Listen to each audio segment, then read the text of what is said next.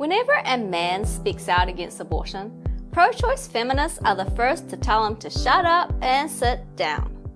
They're told, abortion is a women's rights issue. You don't have a uterus, you don't get a choice. In fact, men are told, you don't even get to have an opinion. And you're an oppressive, sexist misogynist if you dare to question a woman's right to choose. Really, ladies? Is abortion just a women's issue that has nothing to do with anyone else? Or are there actually two other parties involved? Firstly, men. It's a fact that a man was half the equation in making the baby. Hey, it's not like the baby just got in there with no male intervention. If women reproduced asexually, then yes, have it your way.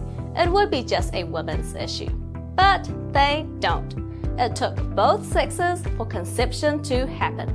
And the baby's DNA is split 50-50 between her mother and her father.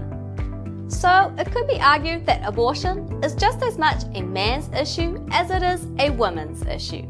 Sure, men don't get pregnant or give birth, but that doesn't change the fact that the baby is half his. Don't believe me? Then why do women force men to pay child support? I thought men weren't supposed to be involved. If feminists really believe men should stay out of it, why do you fight for the father's money if the child is born? You can't have it both ways. You see, it's funny how these feminists want all the reproductive rights, yet don't grant any rights to men. Not even the right to have an opinion. Sorry, ladies, men can speak out against abortion because it affects both sexes. Secondly, the child. Look, I get the whole my body, my choice thing. Yes, it is your body, and it is your choice. But you know what?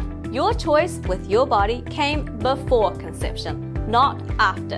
A baby should not be sacrificed for your poor choices.